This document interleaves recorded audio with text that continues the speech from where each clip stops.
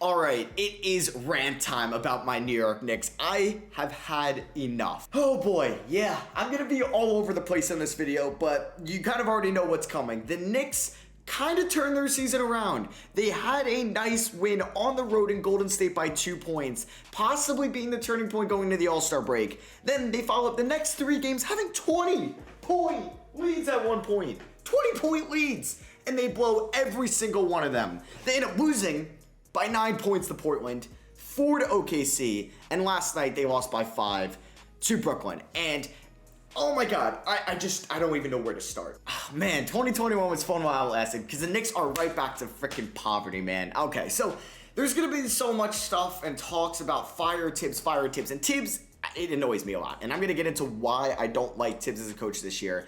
But I'm so sick of the Knicks firing coaches and having a new one every year. It was Mike Miller, David Fizdale, Jeff Hornacek, Kurt Rambis. Now we got Tibs, and I'm just like tired. I want a coach that's gonna be here for at least 3 years. All right, so I think Tibs will be back next year. So I'm not gonna say they're gonna fire him. But what the hell has happened? This man was coach of the year last year, coach of the year, and now this team that added talent.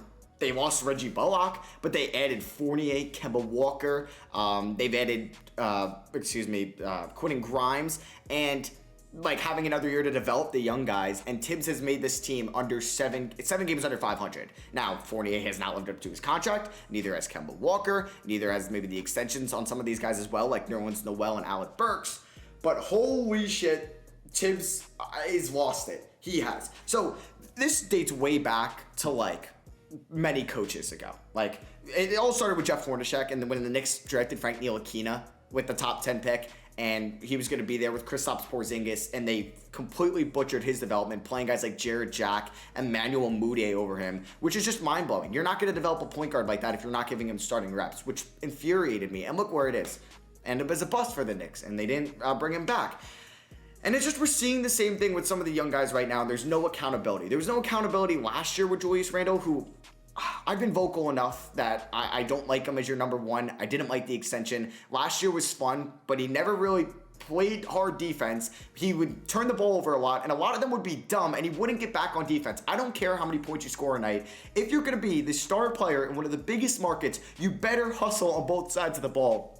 And I would say 50% of the time last year, Julius Randle would just like either play, I don't know if he's just a really bad defender, like IQ-wise, or he just doesn't give a crap and he puts all of his effort on the offensive end. Hey, it worked out for him. He got the bag from it. But it's just very frustrating to watch this guy do a spin move in the paint, think he's LeBron James, and throw the ball 30 feet in the stands, or throw it right to a defender and just walk back on defense, or think he got fouled, yell at the ref why the Knicks are down a man in transition defense. It's so frustrating. I don't know like how many star players do this, and even if they are, like if you watch LeBron do this, fine, it's LeBron freaking James. He's done enough. He's gonna be fine with you as your number one, the way you construct the roster around him. If it's Kevin Durant, whatever. But this is Julius Randle. This is a man that's had one elite season, one. And if you watch him in the clutch, his only, I feel like, buzzer beater, game winner was to send a Nets game into overtime last year. It was a corner three that got a lucky Kawhi Leonard Raptors against the Sixers in game 7 bounce. It did not go in. Now, he might have had another game winner that I just don't remember,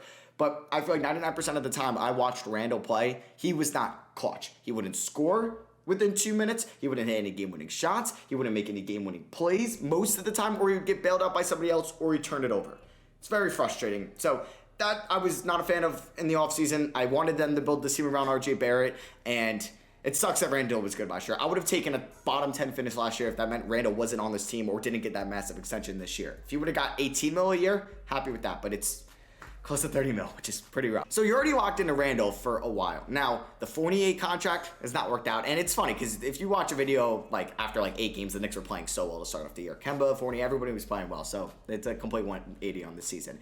But like the Fournier contract, not going well. And you see DeMar DeRozan, who's a top 5 MVP candidate right now, and you didn't want to give him. You had to give up a 2025 top 10 protected first to get him in a sign and trade. I'm sure he would have signed with New York, and I'm definitely sure he would have taken the same contract by the Knicks.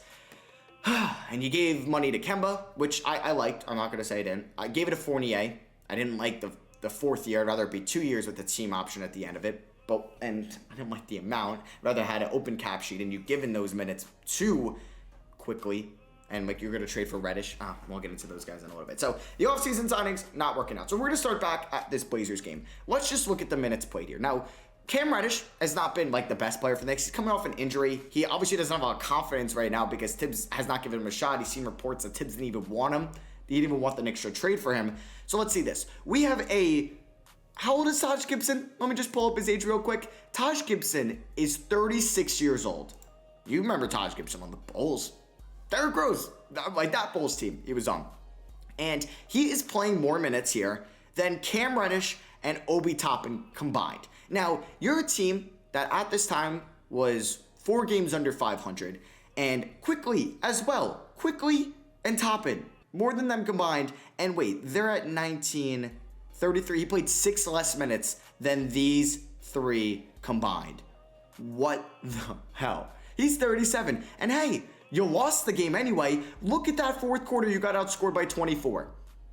You got outscored by 24 points. Hey, why don't you play Jericho Sims at the 5? Or why don't you play Obi Toppin at the 5 some minutes? And I get you got to play Gibson a lot. And Mitchell Robinson, I believe, got hurt in this game. So, hey, maybe you play Obi at the 5. That would work. Yusuf Nurkic isn't like he's a good player, don't get me wrong, but he was dominating the boards anyway with Gibson out there. So what would like Obi gonna be against it? Infuriating. Alec Burks getting the backup point guard minutes, a -8, 2 for 8 from the field, 4 assists, and he just doesn't look like a point guard out there. If you watch the game, you watch like the film of it, he just doesn't look like a point guard. And Kemba Walker, good offensive point guard at times, but he's just not great on the defensive end. And then Evan Fournier, you get 1 out of 10 from 3. You get Julius Randle shooting below 50%, 0% from 3. Gets most of his points from 3-pointers and 5 turnovers. And the Knicks PR is tweeting how he's like the first player since like, I don't even know. Bernard King, Willis Reed, that put up X amount of points, rebounds, and assists. And hey, the Knicks have blown 3 20-point leads. So clearly it's empty stats for that, at least in team success. So this one, infuriating. Obi's playing less than 10 minutes. I just mentioned before in this video that they butchered Frank Ntilikina's development. And Ntilikina was a lot more raw of a prospect, a lot greener coming over from overseas, a lot younger. Obi was an older draft player, so you expect him to be more NBA ready, and you're playing him 8 minutes a night. You know, you only got 2 more years of him under team control. It's just embarrassing that they don't give a goddamn about player development. And that's always been Tibbs' thing, right? He's going to run your starters into the ground. And I'll mention it now. It was this game right here. This is going to get me on my nerves about Tibbs. They're playing Denver. They're down. They made it a close game at one point, but they were down by 17. I think they lost by 17. It was within like 12, I think, with like 8 minutes left, something like that. And Tibbs continues to play the starters. RJ hurts his ankle in this game and is out for the next, 5 games. Because you overplayed your starters. And that's everything everybody does or knows about Tibbs. He runs your star players into the ground. That was infuriating. I'm not going to get into that because that's going to make me drop a lot of F-bombs. But this game absolutely should show you blow 120-point lead. Okay, you're going up against one of the worst teams record-wise in the NBA the next game, or your next game, at home in the freaking Garden. And you blow, oh my God. I don't know if they were up by 20 at this point in this game. Maybe they were. I think they were at one point. They were up by 20. I can't fully confirm, but I think it was a lot. I only got to watch, I think, half of this game because it was on Valentine's Day. I believe so, yeah. So, I could be completely wrong and this wasn't on Valentine's Day, but I thought it was. No, it definitely was. So, Randle. I don't even know. I just know he wasn't clutch. 7 turnovers. Wow. Great star player there. Quentin Grimes, 40 minutes. Oh boy, he's going to run him into the ground. Campbell plays 26, but Alec Burks plays 27 minutes. I mean, quickly, he was god-awful in this game. So that's fine. But what is giving you the excuse to play Cam Reddish and Obi Toppin combined 4 more minutes than Taj Gibson? It's so infuriating. And if you don't want to play Taj Gibson, Mitchell Robinson is playing 41 minutes a night. This man is injury prone. You're going to run him in. I know it went to overtime, but still. Just he doesn't play the young guys, and you're losing anyway. So we're losing with Alec Burks, Taj Gibson, Evan Fournier, and Kemba Walker. It's like when the Knicks ended up getting Obi Toppin, and that year in the 2019-2020 season, we were seeing so much of Bobby Portis and Wayne Ellington. And Marcus Morris still got traded, and Julius Randle, and I forgot the other point guard they ended up signing that year. Elfrid Payton, oh my God. Elfrid Payton playing over Frank Ntilikina. Clown shit. All right, so this one, you blow it. Josh Giddey goes off from the Garden. Honestly, I love Josh Giddey, though. So they're pretty dope. And then this one last time was kind of the last straw. The Knicks suck again. Last year was an outlier year. I don't want them to fire Tibs, but I would like Tibs to change. But Tibs is a veteran head coach, so I doubt he's going to change his coaching philosophies at all, just because I don't want another revolving door of a head coach. I don't want Obi Toppin, who's got 2 years left of his team deal. I don't want RJ Barrett, who's got 1 more year left of his team deal, and quickly that's got 2 more years left, to go through another coaching scheme that could really mess up the development. I don't. But Tibbs just misuses Obi Toppin, who when he was in last night was playing really well in the first half. He ends up playing 11 total minutes for the rest of the game. 11 total minutes. Cam Reddish, 13 minutes. I know the efficiency's not great, but you're not giving these guys a chance. Taj Gibson plays 25 minutes. This is a negative 14. A minus 14.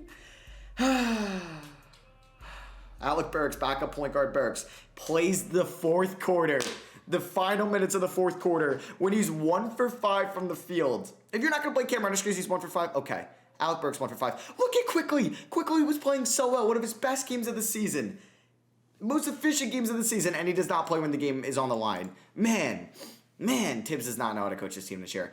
Quentin Grimes, just not involved in the offense in the second half. He got 2 early fouls in the first quarter, doesn't get another foul for the rest of the game. Had 8 points in the first 6 minutes, doesn't score for the rest of the game. Barely takes a shot for the rest of the game.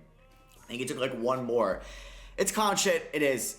Julius Randle, I hate him as the Knicks star player. If he was the number 3, I don't even think he could be a number 3. I don't think he is he would demand the ball as a number 1 or number 2 always. So yeah, this team sucks. And it's going to continue to be unwatchable if we're not going to see a lot out of Cam Reddish, Obi Toppin, and Emmanuel Quickly for the rest of the year. I'm sure when RJ Barrett comes back, Quentin Grimes isn't going to play as much, which absolutely sucks, and Derrick Rose is coming back. And the Knicks didn't make 1 single trade at the deadline.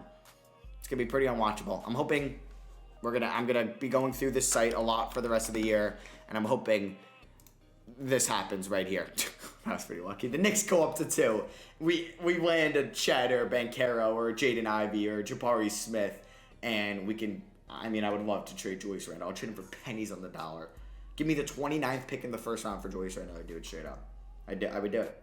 You'd be better off without him, I think. I think he's going to keep you stuck in purgatory. I don't know. Let me know if I'm overreacting. Let me know if I'm bitching too much. I might be, but it's just kind of frustrating. I get my hopes up that the Knicks are back after watching them suck for 85% of my life. 90% of my life. 2011 when they got Melo, 12, Linsanity, 13. Only good years. Linsanity, and then the next 2 years they make the playoffs and they win 1 playoff series in those 2 years. And then last year, only successful years as a Knicks fan. And Linsanity wasn't even a success. They didn't even make the playoffs, I think.